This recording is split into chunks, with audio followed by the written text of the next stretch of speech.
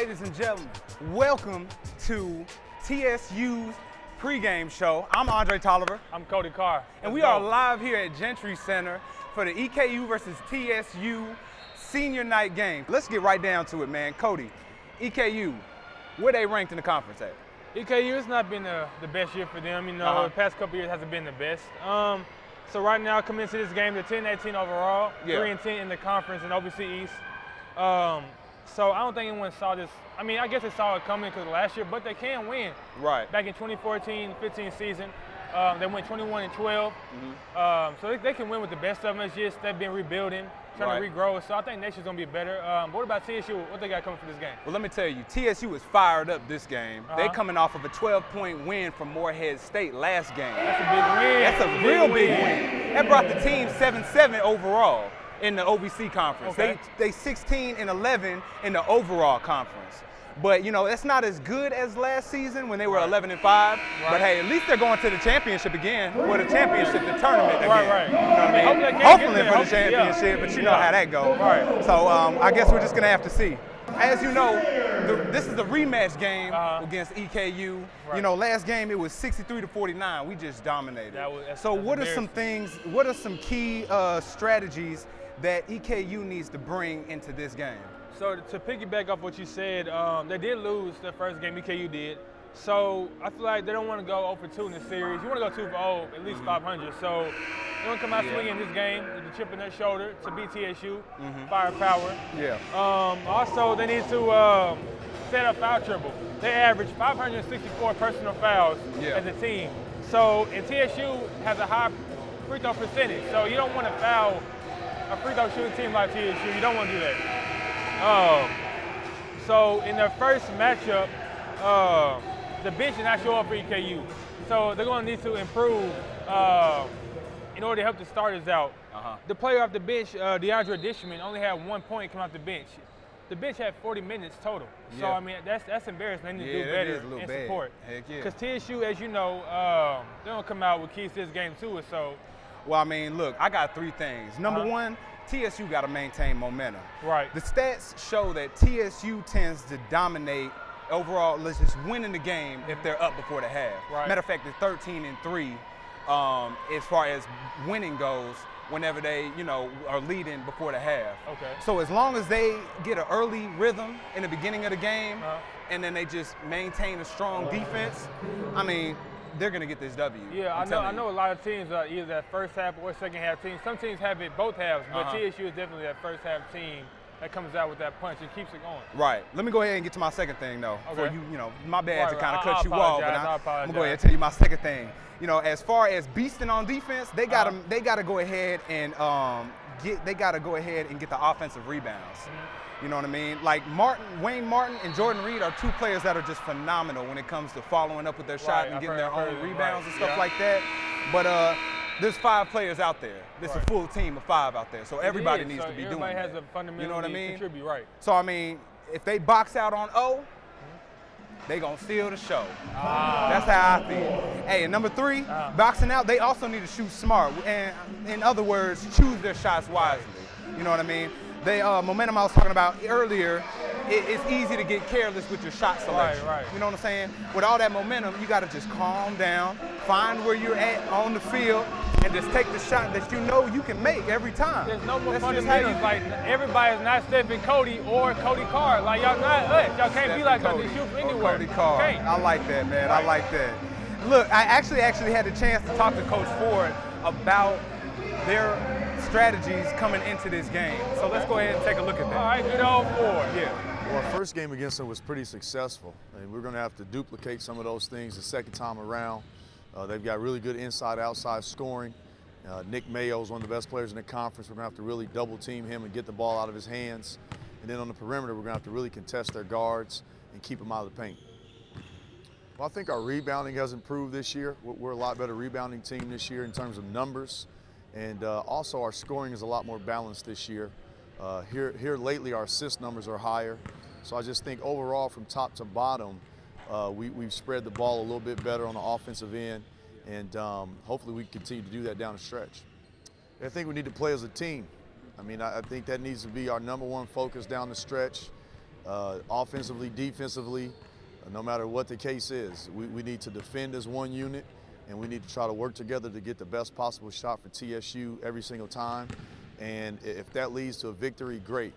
And if not, then so be it. But we need to focus more on being the best team we can be. That was the man with the plan, Dana Ford.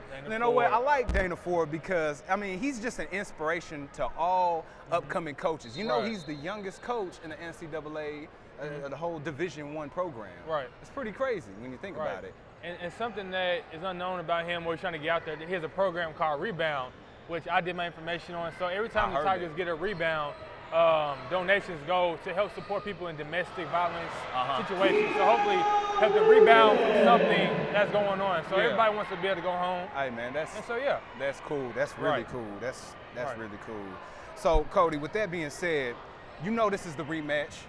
You know what I'm saying? EKU and TSU already went head up one time, and this is the rematch. So what are the key players going into this game? Key players that I saw give TSU trouble last time were guard Asante Gist. He had 17 points in his first matchup against the Tigers.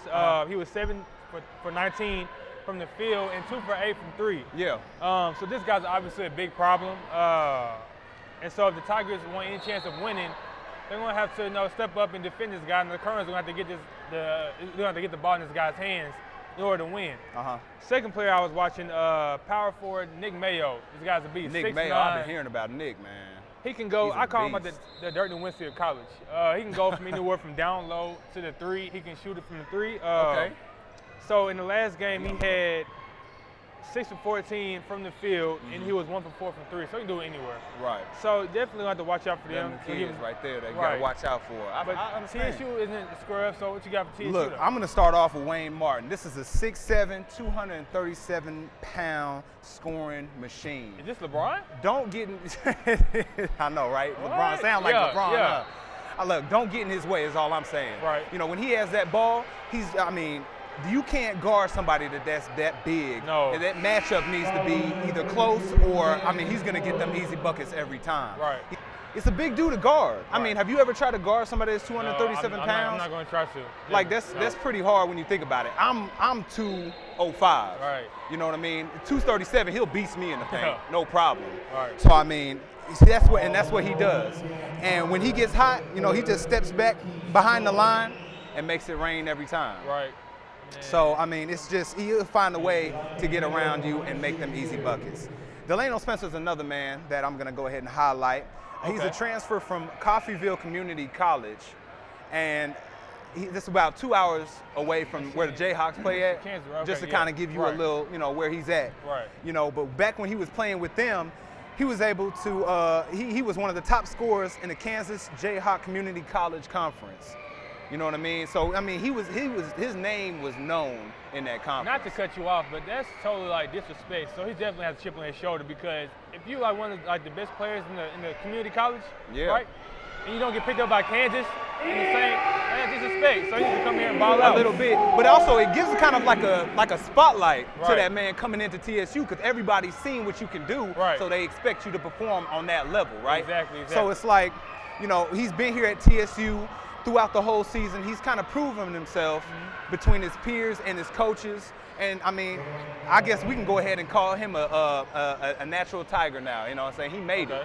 You know what I'm saying? Tiger in the jungle. Yeah, he had to fight to get here. Yeah. And the last but not least is Tajir McCall. Now, this man recently coming back from a knee injury that he suffered earlier this month.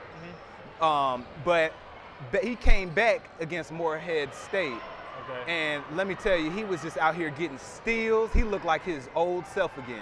He was getting steals. He was doing a little shake and bake. You know how he does. He's just real quick and agile on the court. That's definitely good to hear, because a lot of times you don't come back the same player from those knee injuries. You don't. It's not, So Derrick Rose, for example. Yeah, you're absolutely right. You're absolutely right. And also, I was able to sit down and talk with him kind of about how he's been this season, kind of how he's worked on it.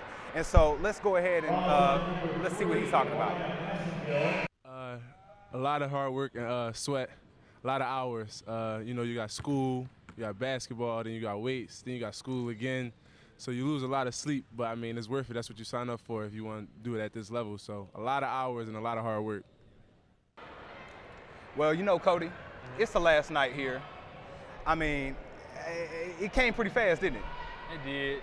Came pretty fast. I mean, I remember the first game, and now it's just, it feels like it just went by. It's like this in football season. My two favorite sports, and they always just seem to go by just in a blink of an eye. Right. I mean, we got some more sports, you know, golf, tennis. I mean, they're doing pretty well. So, I mean, I'll definitely catch a soccer ball game. Or soccer, softball. I didn't say soccer ball. I meant softball. My bad, man. Didn't get enough sleep last night. So as senior night, as you know, we're celebrating senior night tonight. And I mean, that's quite an accomplishment being a 4-year senior, you know what I mean? It's your night, it's your celebration. Right. So I mean, it must feel great. That's definitely amazing because you came from being a freshman to aka like a scrub freshman into like a big time senior. So like you definitely can walk tall and hold your head up. It's your last game. Well, not your last game, but you can finally breathe a little bit. Say, okay, it's almost. It's definitely almost a journey over, when you think about it. Wayne Martin Tajier also had a couple words about senior night and how this day felt to him. So let's go ahead and take a look at that. It's going to mean a lot because TSU program, we came a long way from our first year here, and I was one of the players that helped build like the program to be a better program like it is today. And it's going to mean a lot for me to play my last home game in front of the home crowd. So it's going to be real big. It actually means a lot because kind of had like a long journey to get here. And the school has really been good to me, and the fans, it increased every year since I've been here. I come in here 3 years ago. It's really increased and really shows how much the school loves the program. So that was Tajier and Wayne Martin, you know, two remarkable players on the team. You know, they're just, both are just stars of the team, man. They really do shine. Big time players. Oh, yeah. Helped TSU out a lot the last couple games. So, you know, as this game later on goes to a close, what is TSU and EKU, like, where do you see them in the postseason? So I see TSU surfing into the tournament. TSU is swag surfing. So, okay, they're going to hit like a little bump in the road against Belmont in their final game. But, I mean, they're going to be AC in the tournament, so at least they made it and hopefully have a chance to, you know, win the tournament. Yeah. As for EKU, they're not going to make it to the tournament this year, but I feel like next year they're going to come out strong, you know. You have to take their mistakes from this year and put them to the side. That way they'll learn for next year. So it's like a whole rebuilding year for them, you know? Yeah. Okay. Well, make sure you stay tuned with us. Coming up next is John Freeman. He's going to be announcing the EKU versus TSU game, so make sure you go ahead and stay tuned. This is Andre Toliver. This is Kody Carr. Thank y'all for watching. This is TSU. We'll see you guys next time. All right.